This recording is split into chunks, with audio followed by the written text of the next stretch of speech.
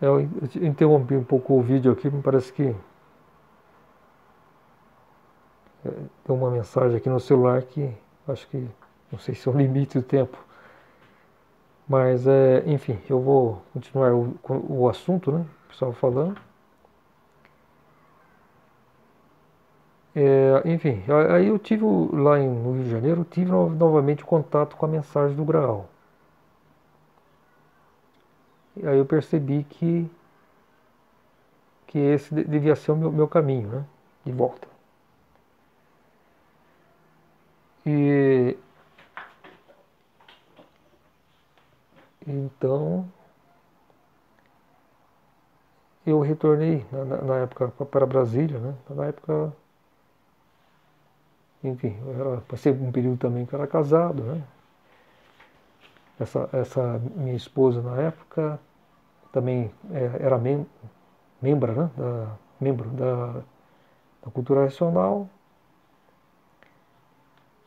e, enfim. E nesse período que eu fiquei em Brasília, eu fiquei assim bem afastado da minha família. Eu só retornei uma vez para votar na eleição, né? É o que eu estava comentando. De 89, que foi a época da redemocratização do Brasil, né? Depois de muitos anos, teve novamente a eleição presidencial. E meu título de eleitor era de Campinas ainda. E parece que eu nunca cheguei a transferir para Brasília. Ou talvez eu tenha. Eu acho que talvez tenha transferido depois. Aí eu estive em Campinas, votei, mas eu só fui lá para votar. Fui na casa dos meus pais, mas enfim, meu pai, minha mãe, meu pai já era bem idoso, minha irmã, que é um ano mais velha, mas voltei, só fui votar, passei lá algumas horas e retornei já. Eu já cheguei, quando eu cheguei em Campinas, de ônibus e tal, eu já comprei a passagem de volta, né? Quer dizer, não vou ter que retornar, né? Porque às vezes a gente volta para casa, acaba ficando, né? Então, não, eu vou comprar já a passagem de volta para me obrigar a voltar mesmo, né? Que era aquilo que eu queria no momento, né? Continuar em Brasília, né? Aí eu continuei lá mais um tempo, até que, que eu, após passar esse período no Rio de Janeiro, aí eu falei assim, não, o meu lugar não é lá continuar na cultura racional, né? Assim, meu caminho eu acho que é retornar mesmo a voltar a estudar os livros do Graal, literatura e tal, né? E isso também foi um dos motivos que eu acabei me separando da minha então ex-companheira, né? Porque ela continuou, nós levamos muito a sério, né? Aliás, eu sempre quando, nessa parte assim espiritual, quando eu estava em determinado movimento, eu sempre procurei levar muito a sério, né? Os estudos, enfim, as convivência com o pessoal, né? Tanto na biose também. A biose eu cheguei a ser membro da biose também, de 82, 84. E depois me afastei. E na cultura nacional também, eu participava muito de atividades, viajava, coisa e tal, lia com muita frequência, divulgava, né? Eu era sempre. Foi as duas associações que eu fui membro, que participei, né, com regularidade. Aliás, três com a Corda do Graal, né? A primeira foi a biose, tudo eu fiquei mais ou menos uns 2 anos assim com intensas atividades, né? É, mas enfim, depois que eu percebi que o caminho meu não era a cultura racional, né? Eu já achei, passou o período. Então, o que acontece? Aí eu pensei, não, também não tinha como ficar mais aqui em Brasília, né? eu queria retornar para Campinas, porque lá estavam todos os meus livros, né? Então eu pensei, vou lá a Campinas, vou retomar. E, e também, acho que isso foi acho que o principal motivo, né? A separação, né? Com a minha ex-companheira, porque ela também era muito ligada, né, ao movimento, ela fazia as coisas assim com muita seriedade, né? Então, se as nossas crenças já estão dissonantes, não vai dar certo isso, né? Então, aí resolvi voltar para Campinas, nunca mais voltei para Brasília, né? Eu gostei muito de Brasília, né? Eu queria até morar lá, tudo.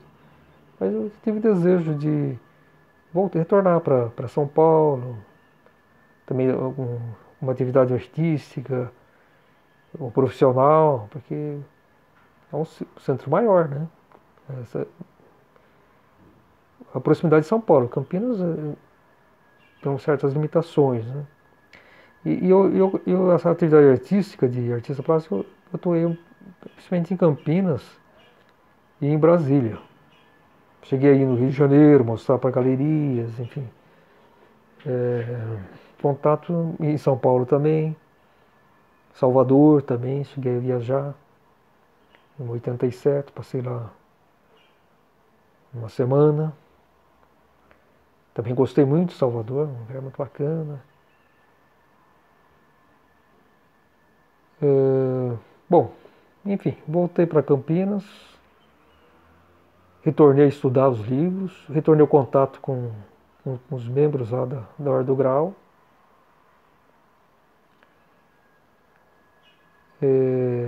Já tinha um escritório em Campinas. Aí eu estive lá no Embu das Artes novamente,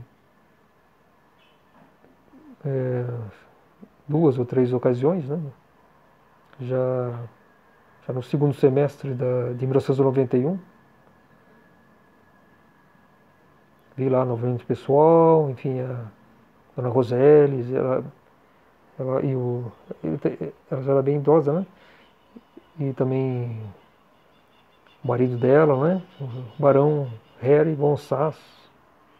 Ele faleceu, acho que logo depois, também era idoso, né? Bem idoso. Ele faleceu, acho que em 92, assim, foi naquela época que eu era membro da Ordem do Grau. Bom, então, em dezembro eu resolvi passar para aquela cerimônia, né? Porque lá existem 3 solenidades, né, do Graal, que é de Pentecoste, em 30 de maio, da Pureza Divina, que é 1º de setembro, 7 de setembro, e, e a solenidade da Estrela Radiante, que é realizada em 29 de dezembro. Então aí eu fiz até o pedido para Dona Rosélia e tal, que eu queria ser selado. Ela parece que, porque no final das devoções, assim formam assim, uma espécie de uma fila, né, de pessoas que vão cumprimentar a Dona Rosélia, né? A Dona Rosélia, ela era uma pessoa que tinha um porte assim, um pouco assim, vamos dizer assim, de uma rainha. Ela tinha era bem idosa, mas tinha assim uma personalidade de uma soberana, vamos dizer assim. E ela, depois eu fiquei sabendo, enfim, também com meus estudos, que ela foi a Dona Leopoldina. Foi ao retorno que a Dona Leopoldina, a primeira imperatriz do Brasil, na vida anterior. E ela não é um espírito humano desenvolvido como nós, né? Ela é um espírito primordial, então ela tem uma menção especial na Terra, para o juízo, né? E como foi o caso de João Batista, né? João Batista também, ele teve algumas encarnações aqui na Terra, teve uma menção especial para o juízo, com relação aos filhos de Deus, que os filhos de Deus é Jesus Cristo e Emmanuel. Jesus Cristo é, tem também se chama como o Filho de Deus, e Emanuel se denomina também Filho do Homem. Então é uma diferença. Jesus Cristo é o Filho de Deus. Emanuel é o Filho do Homem. Quando Jesus falava da vinda do Filho do Homem, ele não se referia diretamente à pessoa dele, mas é Emanuel. Emanuel é o Espírito Santo. Também tem essa diferença, essa questão que foi justamente esclarecido e nos revelado pela mensagem do Graal. Enfim,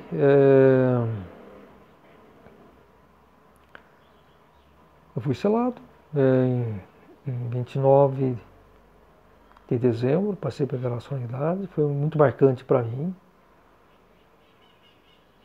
Aí eu já era membro, né, da Ordem do Graal. No ano seguinte comecei a trabalhar com vendas dos livros, né? Ia comprar, adquirir uns 200 livros, colocar em bancas de revistas, jornais, lá em Campinas. Foi uma experiência muito interessante também, porque eu senti a necessidade de divulgar essa literatura, né? Então, tive uns 30 pontos de vendas em Campinas e trabalhei por quase um ano. Os membros que faziam isso, né, divulgação,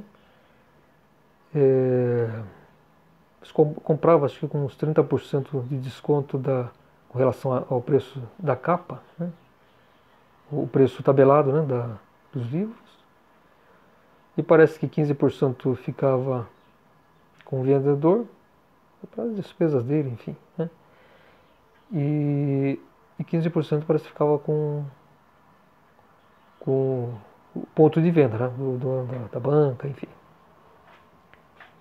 Então eu sempre, quando eu participo assim de uma associação, né, eu sempre levo muito a sério, né, gosto de participar,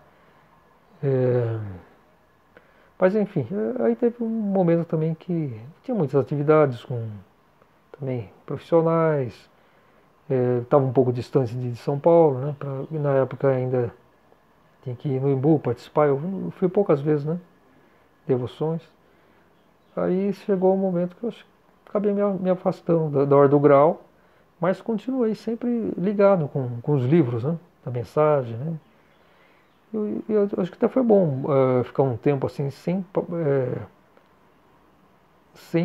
participar das atividades, né, da associação, porque isso é o que eu digo, tem sempre uma vantagem e desvantagem, né? Que quando a gente participa de uma determinada associação, isso estou falando assim no campo da espiritualidade, né? Especificamente da espiritualidade, né? Mas sempre a gente influencia e é influenciado, né? De certa forma, né? Então para mim eu acho que foi necessário um período que eu pudesse ler, estudar com profundidade a mensagem do Graal, a literatura, mas sem opiniões, sem a convivência com outros leitores. Eu acho que isso foi muito importante para mim. Eu até digo que isso no meu caso particular, né? Se eu continuasse como membro da Ordem do Graal, participando, eu acho que eu não teria nem tempo e nem conseguiria um estudo mais aprofundado. Então isso, eu acho que pelo menos para mim, foi muito importante. E para algumas pessoas também. E tem outro também. As pessoas, às vezes, que participam, né, uma associação, fica, em particular, estou falando sobre os leitores da mensagem do Graal, né? Talvez ficam tanto acomodados com aquela situação de devoções dominicais, enfim, o fato de ser selado, né? Então eu acho que de certa forma as pessoas tiram um pouco o foco na mensagem do Graal. Isso é um ponto assim que eu percebo que isso acontece. E isso aí, aliás, é uma coisa, acho que muito grave, viu? Porque aí começa a entrar naquela coisa da crença cega também. A pessoa tende a ter uma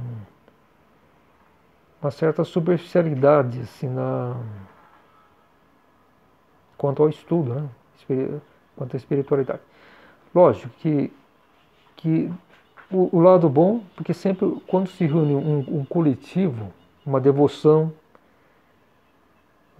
quando todos estão na mesma sintonia, sonoridade, existe uma conjunção de forças também. É que nem uma oração, se você ora em conjunto para um certo objetivo, né? A concentração intuitiva, enfim, pode, pode ser aumentada, né? Então, esse é o lado bom, né?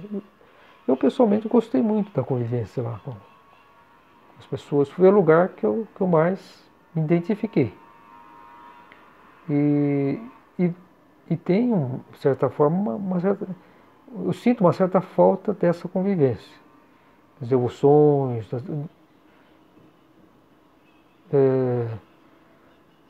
talvez hoje, não sei, poderia talvez ser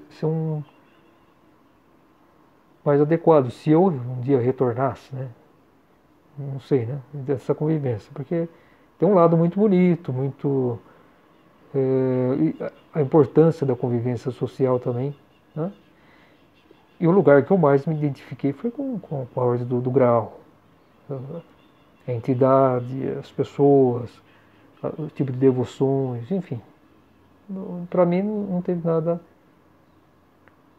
que eu pudesse me identificar mais, em termos de organização, de finalidade, enfim, do que a entidade Ordem do Grau na Terra. Mas me afastei. E para mim eu acho que foi muito interessante. Bom, eu vi esses vídeos assim tentando explicar um pouco a questão da minha trajetória mesmo, né, espiritual, e em relação especialmente com a ordem, não, com a ordem não, com a mensagem do grau, né? Porque a mensagem do grau,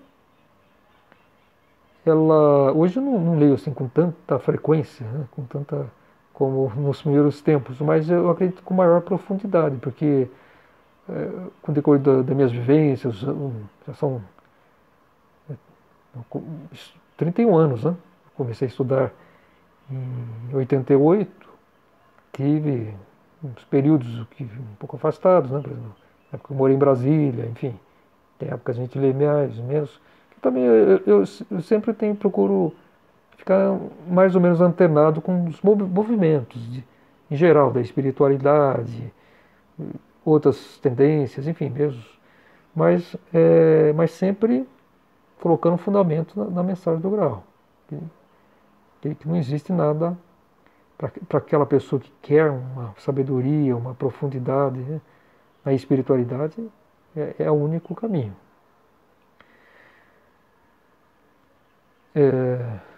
Então é isso. O meu objetivo de fazer esses vídeos aqui, eu estou assim procurando fazer de forma simples, estou me acostumando um pouco, né? A questão do divulgar vídeos.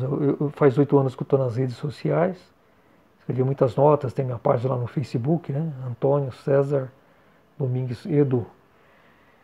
Então,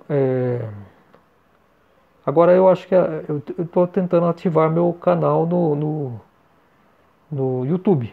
Então é uma nova experiência. Tem muitos temas que eu tenho vontade de conversar. Sobre, por exemplo, a teoria do Calvário de Gordon, né? Através da literatura do Graal, dos livros dos apóstolos de Jesus e Jesus, o amor de Deus, todos editados pela Ordem do Grau na Terra. Elaborei uma teoria de que os ossos de Cristo foram ocultados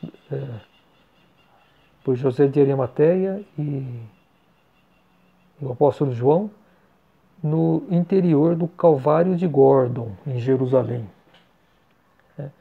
Esse Calvário de Gordon é um aglomerado rochoso que lembra tem uma forma assim de uma caveira. Tem mais ou menos uns 15 metros de altura em relação ao solo. Esse local, ele fica atualmente uns 200 metros na área externa das muralhas históricas de Jerusalém. Então eu divulgo isso muito, tem muitas fotos, porque também é um lugar turístico, Calvário de Gordon. No topo dele tem um pequeno cemitério árabe.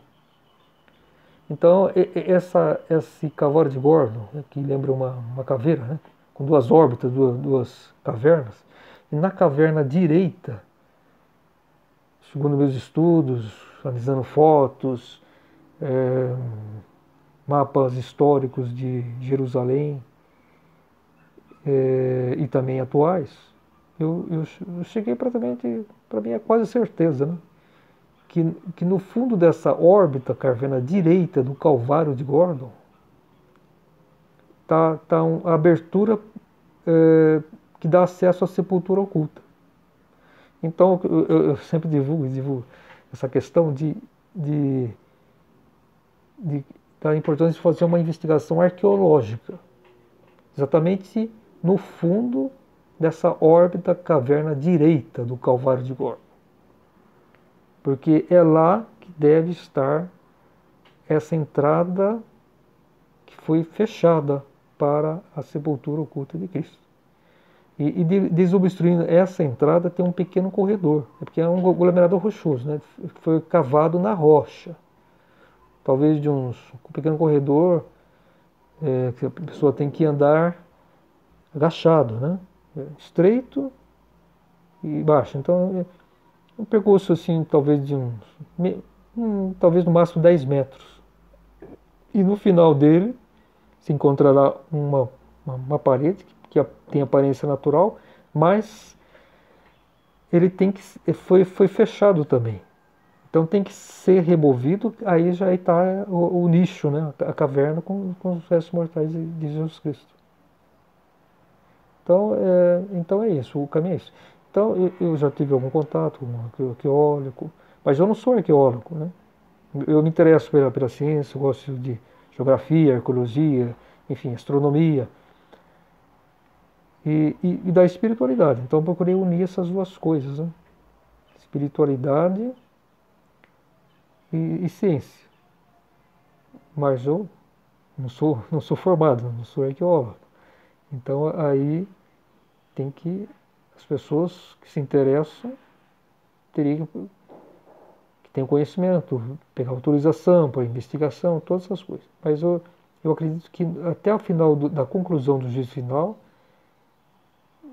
isso é certeza, os restos mortais de Jesus Cristo vão ter que ser descobertos. Porque eles foram preservados justamente para essa posteridade que é a época contemporânea e atual, né? Da conclusão do juízo final.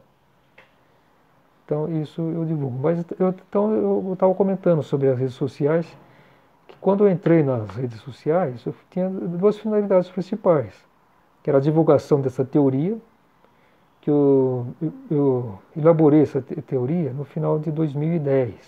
Então, ou seja, são 9 anos que já, através dessa narração constada de Maria Madalena, no livro Os Apóstolos de Jesus. Ela tem a vivência que ela, após a morte de Cristo, ela descobriu, porque ela tem a evidência também, através da intuição, e ela descobriu onde estavam ocultos os restos mortais de Cristo. Então, através dessa narração, eu fiz um estudo muito profundo, né? Da região que Maria Madalena morava, o percurso que ela fez, comparando a planta, quer dizer, o mapa de Jerusalém de 2000 anos com o atual. Por causa disso que eu cheguei à conclusão que no Calvário de Gordon é esse local, que Madalena outrora descobriu onde estavam os ossos de Cristo, né? Enfim, então eu aliei essas duas coisas, espiritualidade e ciência, para teorizar, né, sobre isso. Enfim, eu tive vontade de ir em Jerusalém, até cheguei a tirar um passaporte, mas o passaporte já venceu, né? Eu tirei em 2011, e ainda tinha validade de 5 anos, né? No ano seguinte passou para 10 anos, né? Mas eu também, eu só iria, o meu finalidade principal é divulgar o local. Sempre bato nessa tecla. No fundo da caverna, órbita direita do Calvário de Górdia, é lá que deve estar a entrada obstruída. Então, o local está precisamente indicado. Basta as pessoas quererem fazer essa investigação arqueológica.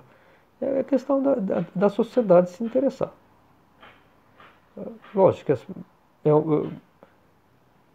por tocar a história, as crenças errôneas, né? Porque se a gente refletir um pouco, né? É uma coisa completamente absurda, né? Supor que um corpo material possa desaparecer. Isso não existe. Sem mais nem menos, né? Porque quem entende um pouco mais as leis da criação, instituída por Deus, sabe que isso é impossível. Porque cada plano tem vamos supor, uma substância específica. Então a matéria grosseira tem sua substância densa, específica. Ela não pode, algo que pertence à matéria grosseira, ser transferido para outro plano. Não existe. O que pode, a essência que está em nós. Isso sim. Por exemplo, nós somos espírito, a nossa essência é espírito. O que pode ser transferido para a espiritualidade é essa essência. Mas essa essência, ela não é matéria grosseira. Matéria grosseira é físico, está ligado ao espaço e tempo. Então não tem como. Então, se a pessoa se aprofundar na espiritualidade, verá o absurdo dessas crenças. Mesma coisa no nascimento de Cristo. Imagina um corpo material precisar de uma fecundação para nascer. Isso necessita de um agente físico, né? Jesus, ele era filho de um centurião romano. Ele se chamava Creolos, né? Então, inclusive na literatura do Graal tem toda essa informação desses livros que eu citei, né? Jesus, o amor de Deus e os apóstolos de Cristo. Então essas crenças assim absurdas, crença cega, né? Se a pessoa se aprofundar na espiritualidade, vai ver que isso é completamente ilógico. Então essa questão da descoberta dos restos mortais de Cristo, uma das coisas, além de provar a existência de Cristo, porque também tem muitos que não acreditam que Jesus Cristo existiu, tem essa finalidade de acabar com as crenças cegas, né? Então, porque no sentido da vontade de Deus, todas essas coisas que se desviam da natureza do pensamento está em desacordo com as leis de Deus. Então esse é o que acontece com as religiões, crenças gerais, filosóficas, científicas, né? Então precisa dessa base pura da espiritualidade que está somente na mensagem do Graal, em mais nenhum lugar. Mas enfim, então essa minha finalidade nas redes sociais foram essas coisas, divulgar essa teoria e a mensagem do Graal. Foram as principais finalidades minhas, né? Quando eu iniciei nas redes sociais. E, enfim, agora o YouTube é uma novidade para mim. E eu tenho muitos temas para desenvolver, que eu gostaria de falar. Muitas coisas, né? É, porque eu acredito que devido ao tipo de vida que eu tive, né, assim, tanto reclusa, me aprofundando, eu consegui também me aprofundar mais porque a mensagem do Graal é livre, é uma palavra, a nova palavra de Deus, né? Então era uma palavra viva. Então depende né, da intensidade dessa conexão para a gente se aprofundar nos temas, né? Então eu já teorizei muito, e nas minhas notas do Facebook já muitas teorias. Também sobre o universo, 7 universos, tem muitas coisas, até a própria natureza de Deus. Como que ele fez quando ele era só um? Ele teve aquela vontade para criar mundos e seres. Tudo tem uma explicação. Se a gente se aprofundar, porque a lógica ela está em tudo. A lógica serve tanto para a matéria como para a espiritualidade. Então, através de uma sintonização intuitiva, espiritual, a gente tem essas respostas, pelo menos até onde é possível a nossa espiritualidade, né? O que alcança nosso nível espiritual, que sempre evolui, mas não muda de espécie. Então eu tive, nas minhas notas do Facebook, eu me aprofundei em muitos temas. A própria natureza de Deus, como que ele fez. Tem que ter uma explicação da natureza dele e como que ele fez para possibilitar isso. Que ele próprio mudou a natureza dele para poder criar algo. Porque ele sempre existiu, eterno. Mas em dado momento ele se viu refletindo nessa possibilidade de criar seres imundos. E como que ele fez isso? Sempre é possível ter alguma compreensão. E nas minhas notas do Facebook eu me aprofundei nesse tema.